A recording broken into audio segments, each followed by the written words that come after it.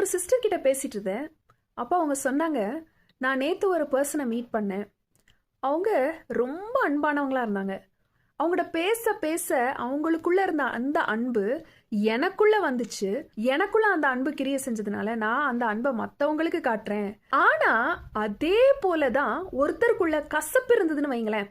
அவங்க கூட நீங்க பேசிட்டே இருக்கும்போது அவங்களுக்குள்ள இருக்கிற அந்த கசப்பு உங்களுக்குள்ள வந்து உங்களுக்குள்ள அந்த கசப்பு பூரணப்பட்டு நீங்க மத்தவங்க கிட்ட பேசும் பொழுது அதே கசப்பையும் அதே எரிச்சலையும் அதே கோபத்தையும் நீங்க வெளிப்படுத்துவீங்க.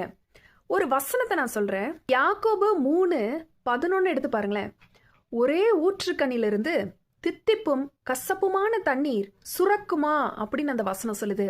அன்பும் கசப்பும் ஒரே இருதயத்துக்குள்ள இருக்க முடியாது. உங்க இருதயத்துக்குள்ள அன்பு இருந்தா அந்த அன்பு பூரணப்படும். நீங்க பேசும்போது உங்களுக்குள்ள வெளிப்படும். அதே அன்பு மத்தவங்களுக்குள்ளேயும் போகும். ஆனா உங்களுக்குள்ள கசப்பு இருந்துச்சுன்னா அதே கசப்பு உங்களுக்குள்ள பூரணப்படுறதுனால உங்ககிட்ட பேசுறவங்க கிட்டையும் அந்த கசப்பு போய் அவங்களும் மற்றவங்க கிட்ட அதே கசப்பை வெளிப்படுத்துவாங்க.